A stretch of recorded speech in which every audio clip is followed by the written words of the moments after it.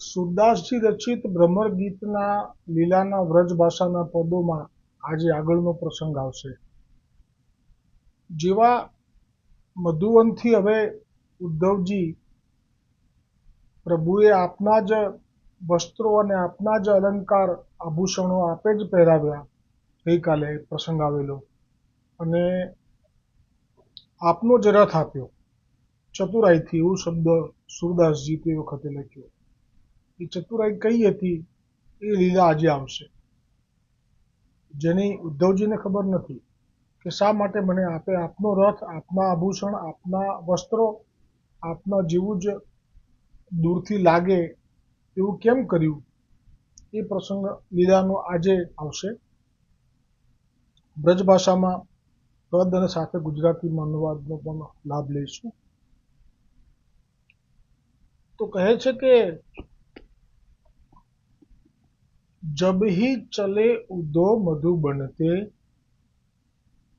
ગોપીની મન ही જનાઈ ગઈ. કેટલું આપનું ચિત્ત ચોંટેલું છે મથુરામાં, કે ત્યાંથી ભગવાન શ્રી કૃષ્ણએ ઉદ્ધવજીને સંદેશો લખ્યો અને મોકલ્યા, તો તે પણ અહીંયા જાણી ગઈ. જબ ही ચલે ઉદો મધુબન તે, મધુબન એટલે મથુરાજી, ગોપીની મન ही જનાઈ ગઈ. બાર બાર અતિ લાગે સવનની, કછુ દુઃખ કછુ હિય હર્ષ ભઈ. અને તે વખતે જે જાણ્યું કે જરૂર કંઈક પ્રભુનો પધારવું, ક્યાં તો પ્રભુનો સંદેશો કંઈક આવી રહ્યું છે, એટલે ક્યારેક એમને હર્ષ થાય છે હૃદયમાં, તો ક્યારેક પાછું દુઃખ થાય છે. મિશ્રિત ભાવ છે. જેવી રીતે લીલા ત્યાંથી પ્રભુએ કરી છે ઉદ્ધવજીને મોકલવાની, જે રીતે પોતાના વસ્ત્રો, એનો અનુભવ વગર હજી તો ઉદ્ધવજીને જોયા નથી એ પહેલા થવા લાગે છે. એટલે જેના માટે, જેને આસક્તિ, પ્રીતિ અને ચિત્ત જો પરોવાઈ ગયેલું હોય, તો એની કોઈ વસ્તુ છુપી રહી શકતી નથી. એટલે કે ઠાકોરજીની કોઈ પણ ચેષ્ટા એ આપ ગોપીજનોના થી છુપાવી શકતા નથી. એ આમાં ભાવ પ્રગટ થયો.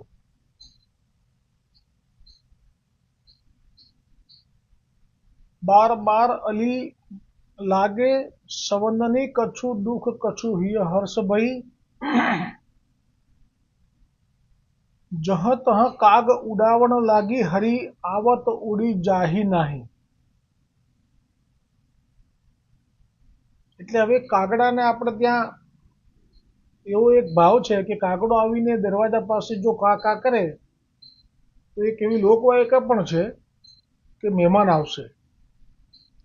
હવે ગોપીજનો માટે તો મહેમાન તો એક જ છે, એમનો પતિ પણ નથી એમનો મહેમાન. કદાચ પતિ પરદેશ ગયો હોય તો બી એમના માટે મહેમાન નથી આવવાનો હોય તો બીજા બધા ક્યાં રહ્યા?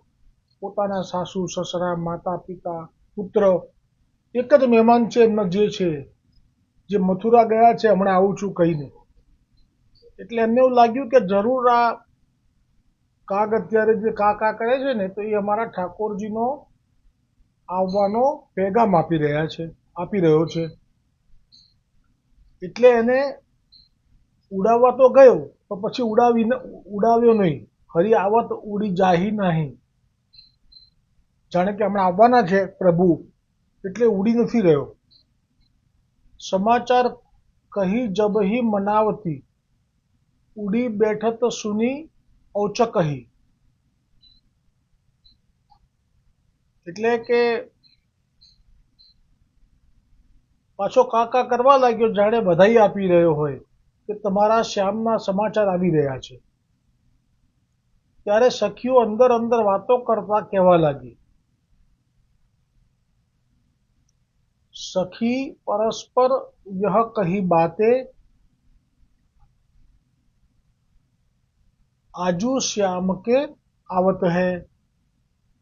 કે જરૂર આજે શ્યામ આવી રહ્યા છે. હો,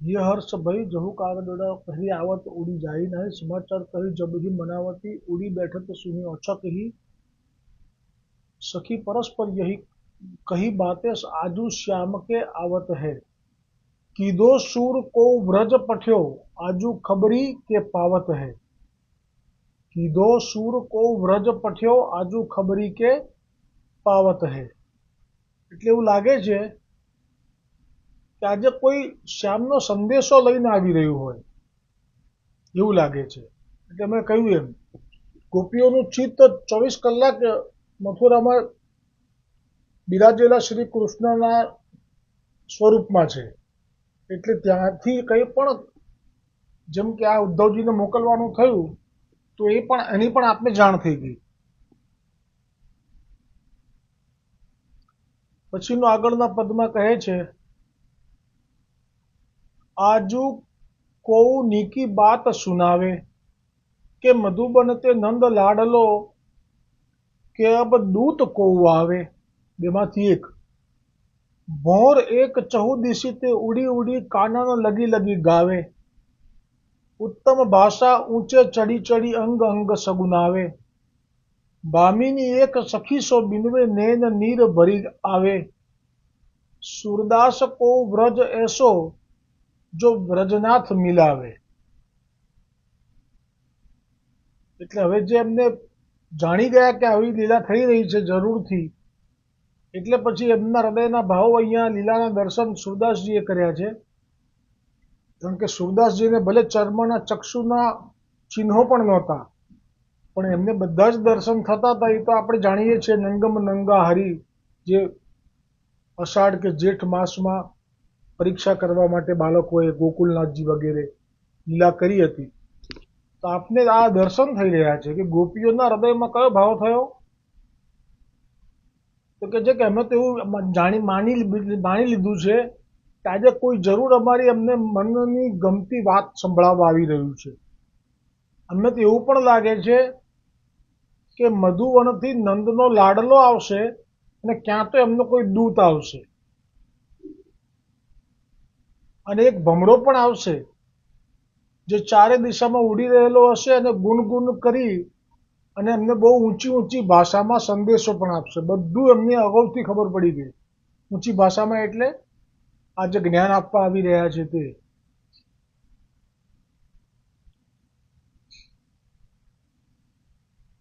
અને તે વખતે એક ગોપીની આંખોમાં નીર આવી ગયા અને કહે કે જુઓ જુઓ આ કોઈ આવી રહ્યું છે એવું લાગે છે શું તો તું ઉડી ન જાય રે કાગ જો ગોપાલ ગોકુલ કો આવે તો હે બડભાગ હવે તો એ કાગના કાકા કરવામાં જ આ ગોપીજનોને એટલી ખબર પડી ગઈ કે જરૂર શ્યામ આવે છે એટલે એમ કહે છે કે કાગ તું ઉડતો નહીં જ્યાં સુધી શ્યામ ન આવી જાય ને ત્યાં સુધી તું આ જ રીતે કાકા કરતો રહેજે અથવા તો અહીંયા બેઠો રહેજે બસ તું જતો નહીં ક્યાંય કારણ કે આજે તારાથી આશા બંધાઈ છે એમની શુકન થયા છે તારાથી એટલે કહે છે કે તો તું ઉડી ના જાય રે કાગ જો ગોપાલ ગોકુલ કો આવે તો હે બડભાગ તો અમારા ભાગ્ય છે દધી ઓદન ભરી દોનો દેહો અમે તને દહીંનો પડિયો ભરીને આપીશું આરોગવા અરુ અંચલ કો પાગ અને અમારું જે આ વસ્ત્ર છે આંચલ એની સુંદર પાગ સિદ્ધ કરાવી અને તને મસ્તક પર ધરીશું મિલી હો હૃદય શિરાઈ શ્રવણ સુની મેટી બિરહ કે દાગ મિલી હો હૃદય શિરાઈ એટલે કે જો એ આવશે ને તો અમારું હૃદય જે અત્યાર સુધી વિરહ તાપમાં દગ્ધ થયેલું છે ખૂબ તપેલું છે એ શીતળ થઈ જશે સુની મેટી બિરહ કે દાગ અને અમારા જે વીરાનો અંદર જે દાગ છે એ પણ જતો રહેશે જૈસે માતુ પિતા નહીં જાનત અંતર કો અનુરાગ આનો ભાવ એવો પણ થાય માતા પિતા નહીં જાનત અંતર કો અનુરાગ એ નથી સમજાવ્યું जैसे मातु पिता नहीं जानत अंतर को अनुराग। सूरदास प्रभु करे कृपा जब तब ते देह सुहाग। પછી આગળના પદમાં કહે છે को वैसी ही है को वैसी ही अनुहारी मधुबन तनते आवत सखीरी देखो नैन निहारी। ત્યાં તો એક ગોપીની દ્રષ્ટિ માર્ગમાં પડી, મથુરાથી આવતો તો જે માર્ગ એમાં, તો દૂર દૂરથી કહે છે કે જુઓ જુઓ કોઈ આવી રહ્યું છે। વૈસોઈ મુકટ મનોહર કુંડલ પીત બસન રુચિકારી। હવે જુઓ શા માટે મથુરામાં ભગવાને શ્રી કૃષ્ણએ પોતાના મુગટ કુંડળ વસ્ત્રો ધારણ કરાવ્યા હતા અને પોતાનો જ મુગટ, બસ એ આ એક થોડીક ઘડી થોડી ક્ષણ માટે આ ગોપીજનોને જે ભાવ થાય છે કે આ તો કૃષ્ણ આવ્યા, બસ એટલા પૂરતી જ આ લીલા હતી। અને આ લીલાનો પાછળનો ભાવ પછી કહું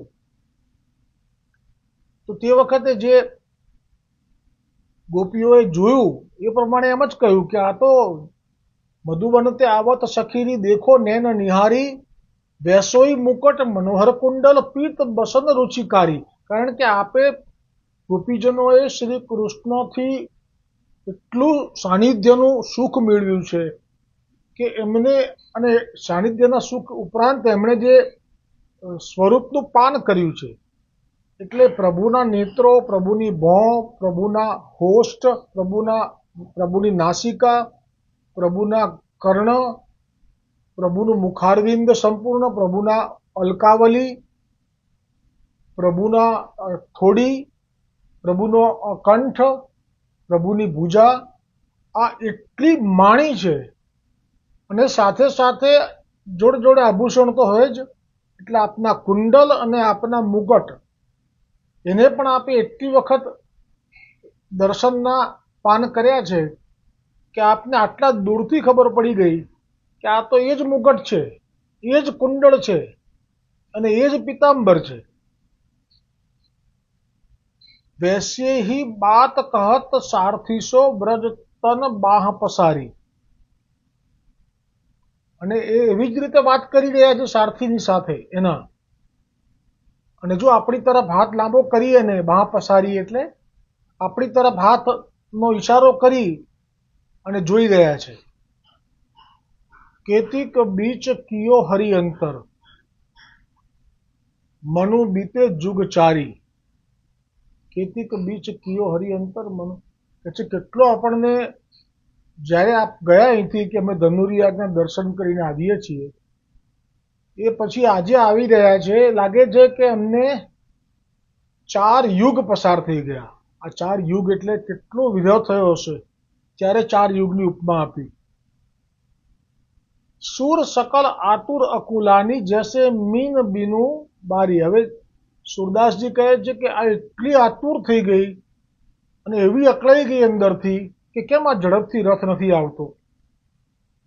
તો જેમ માછલીને જળમાંથી બહાર કાઢે અને જે જળમાં જવા માટે તરફડિયા મારે, એવી રીતે એ પ્રભુને મળવા માટે વ્યાકુળ થઈ ગઈ। આગળના પદમાં કહે છે ઘર ઘર ઇહે શબ્દ પર્યો। અને આ વાતની, હજી તો રથ દૂર છે, ત્યાં સુધીમાં તો આ વાત જે થઈ એ પછી ઘરે ઘરે વ્રજમાં એનો સંદેશો ફેલાઈ ગયો કે કનૈયો આવે છે।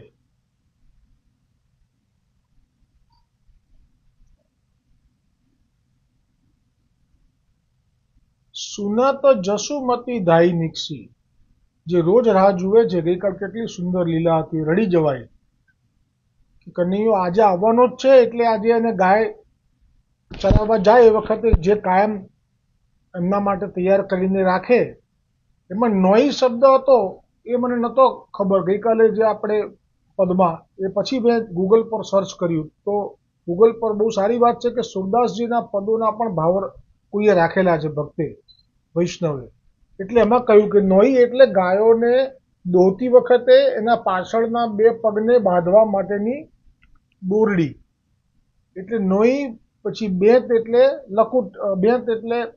લકુટી, પછી વાસણી વેણું અને સિંગી, આ 4 આપણા ઠાકોરજીને જ્યારે ગાય ચરાવવા જવાનું થાય ત્યારે યશોદાજી તૈયાર રાખતા. તો મથુરા ગયા છે ધનુર્યાગના દર્શન કરવા, પછી પાછા નથી આવ્યા, તો એવી આશા સાથે એ જીવે છે કે આજે તો આવશે જ, એટલે આજે તો હું તૈયાર રાખું જ છું. એટલે જાય ત્યારે એને પછી આ મારે તૈયાર હોવું જોઈએ, એ ભાવ જે હતો ગઈકાલે. તો વિચારો અત્યારે જાણ્યું કે જે આવ્યો છે કનૈયો, તો યશોદાજીની શું સ્થિતિ થઈ હશે. તો કહે છે કે સુની જસુમતી ધાઈ નીકસી, દોડતા નીકળ્યા, હરસ હિયો ભર્યો, મારો કાનો આવ્યો, મારો કાનો આવ્યો કરતા કરતા હૃદયમાં હર્ષ સાથે. નંદ હર્ષિત ચલે આગે, નંદ બાબાએ પણ સાંભળ્યું, એ પણ દોડતા આવ્યા.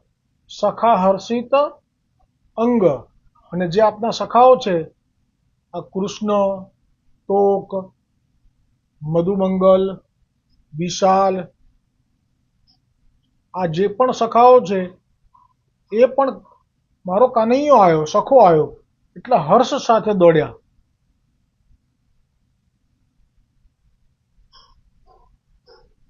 ઝુંડ ઝુંડની નારી હર્ષિત, ચલી ઉદધી તરંગ, એટલે કે છે કે ગોપીજનોના ઝુંડના ઝુંડ નીકળવા લાગ્યા. ગાયોને પણ, હવે આગળ કે છે, ગાય હર્ષિત તે સ્ત્રવણી થન, ગાયને પણ કર્ણમાં અવાજ ગયો કે કનૈયો આવે છે, એટલે એને વાત્સલ્ય ઉત્પન્ન થયું, તો થાનમાંથી દૂધ સ્ત્રવવા લાગ્યું.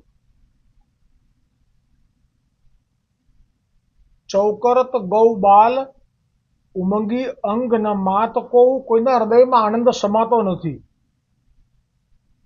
બિરધ તરણ ડરુ બાલ, કોઉ કહત બલરામ નાહી, શ્યામ રથ પર એક, કોઈ એમ જોયું કે જો એક જ છે, આ બલરામ નથી આવ્યા સાથે, એકલા જ આવ્યા છે.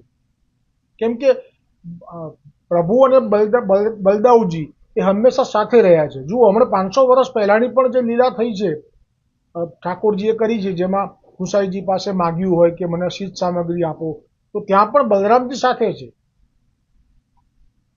એટલે કહ્યું કે બલરામજી નથી લાગતા. કોઉ કહત પ્રભુ સુર દોઉ, કે છે દાના એવું બને જ નહીં, બલરામજી ના હોય સાથે એવું કદાપી ના બને, એ સાથે જ હશે. રચિત બાત અનેક, એટલે કોઈ પોતાના ભાવો પ્રમાણેની અલગ અલગ વાતો કરવા લાગ્યા. કોઈ કહે કે એકલા છે, કોઈ કહે કે સાથે છે.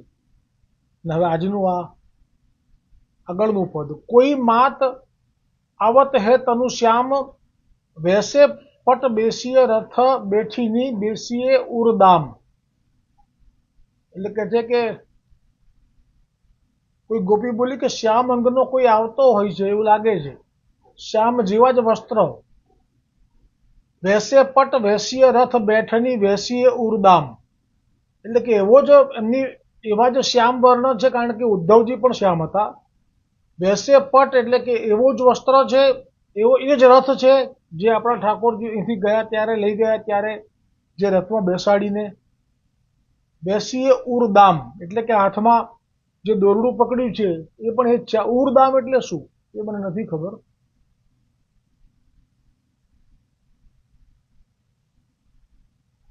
ઉરદામ, જો જૈસે તૈસે ઉઠી ધાઈ, છાડી સકલ ગૃહ કામ. પછી તો હજી બીજી હજારો ગોપીઓને ખબર પડી કે કનૈયો આવ્યો, એટલે જે કામ કરતી હતી, રસોઈ કરતી હતી, ગાય દોતી હતી, બાળકને સ્તનપાન કરાવતી હતી, કે સાસુ સસરાની સેવામાં કે પતિની સેવામાં, બધું મૂકીને ભાગી. ગૃહ કામ, ઘરના બધા કામ છોડીને. પુલક રોમ ગદગદ તેહી છન, શોભિત અંગ અભિરામ, અને તેમના રોમ રોમ પુલકિત થઈ ગયા, કંઠ ગદગદ થઈ ગયો, શોભિત અંગ અભિરામ. ઇતને બીચ આઈ ગયે ઉધો, એટલી વારમાં ઉદ્ધવ એકદમ નજીક આવી ગયા. રહી ઠગી સબ બામ, અને જાણે છેતરાઈ ગઈ હોય એવો ભાવ થયો. સુરદાસ પ્રભુ ક્યાં કહત કત આવે બંદે કુબીજા રસ દામ, એટલે એ લોકોએ પછી જયારે જોયું કે આ તો ઉદ્ધવજી છે, આ તો આપણને, કારણ કે રથ પણ એ હતો, વસ્ત્રો પણ એમના હતા, કુંડલ બધું એમનું હતું, પણ સ્વરૂપ જયારે જોયું કે આ તો ઉદ્ધવજી છે, પછી એમના હૈયામાંથી જે નિશાસો નીકળ્યો એ આવો નીકળ્યો. સુરદાસજીએ સાંભળ્યો કે શું કરવા ત્યાંથી અહીંયા આવે, એ તો કુબજાના રસદામ એટલે કે કુબજાના રસમાં ડૂબી ગયેલા છે, એમાંથી બંધાઈ ગયેલા છે, તો પછી અહીંયા શું કરવા આવે? આ ભાવ, કારણ કે આ પતિ ભાવ છે ને એટલે શોકનો ભાવ જલ્દી આવે. અને જ્યાં સાવ નજીક રથ આવી ગયો, જબહી કહ્યો ये શ્યામ નહીં, આ શ્યામ નથી. કારણ કે એક ભાવ છે એવો આમાં નથી રહ્યો કે શ્યામ તો રથ ઉપરથી કૂદી પડે, પોતાના સખાને માતા પિતાને જુએ. હા, ગોપીજનો માટે અત્યારે બધાની સામે તો આલિંગન ના થાય, પણ કૃષ્ણ હોય તો રથમાં બેસી જ ના શકે. રથ આવ્યો નથી કે પહેલા ચાલુ ઘોડાના રથે કૂદી પડે અને પોતાના સખાઓને વળગી પડે. આ તો બેસી રહ્યો છે. જબ હી કહો યે શ્યામ નહીં, પરી મૂર્છી ધરણી બ્રજબાલા. ને ત્યાં જ મૂર્છા કહીને પડી ગયું. એટલા માટે હસું છું કે જે બ્રહ્મજ્ઞાની, આ ઉદ્ધવજી બ્રહ્મજ્ઞાની છે, જે બ્રહ્મજ્ઞાની છે આજે પણ કથાકારો, એ બ્રહ્મજ્ઞાનની અવહેલના કરવાનો અધિકાર કોઈનો નથી. કેમ કે આ જે સ્વરૂપાનંદ છે એ તો આ શ્રી કૃષ્ણના પ્રગટ થયા પછી એ સર્વ અગ્રસ્થાન પર આવી ગયું. એ પહેલા બ્રહ્મજ્ઞાનનું જ મહત્વ હતું, બ્રહ્માનંદનું જ મહત્વ હતું, એટલે એની અવહેલના તો કદી ન થાય. પણ હસવું એટલે આવે છે કે અત્યારે જે બ્રહ્મજ્ઞાન ધરાવનારા મોટા મોટા કથાકારો છે એ જ્યારે મુખમાંથી વાણી ઉચ્ચારે તો ખરેખર બ્રહ્માનંદનો અનુભવ કરાવે છે આજની તારીખમાં.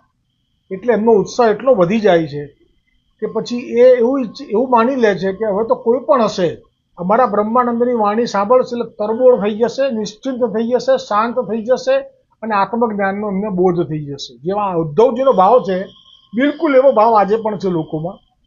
પણ જ્યાં ગોપીઓ પાસે એમની ડૂગડૂગી વગાડે છે ત્યાં હવાઈ જાય છે.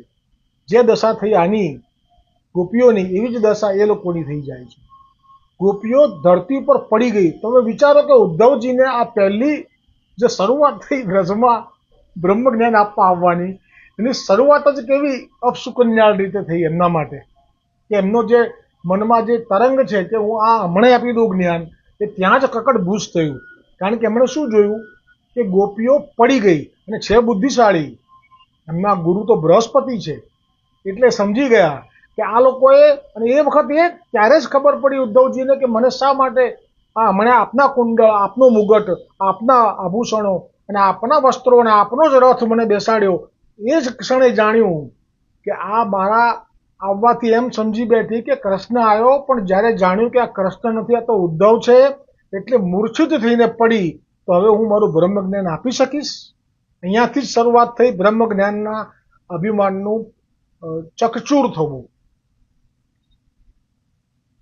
परी मूर्छी धरणी ब्रजबाला जो जहाँ रही सुतही, सपने की रजदानी है गई जो जागी कछु नाही, बार बार रथ और निहार रही. એને તો રથ જ જુએ છે, કેમ કે રથમાં જે ખાલી જગ્યા છે એ પૂરાઈ નથી, એનું હૃદય ફાટું ફાટું થઈ રહ્યું છે. શ્યામ બીના અકુલાહી, કહા આઈ કરી એ બ્રજમોહન, મિલી કુબરી નારી. ફરી પાછું એ જ ભાવ, શું કરવા તમે અહીંયા આવો, તમને ત્યાં પેલી મળી ગઈ છે કુબજા.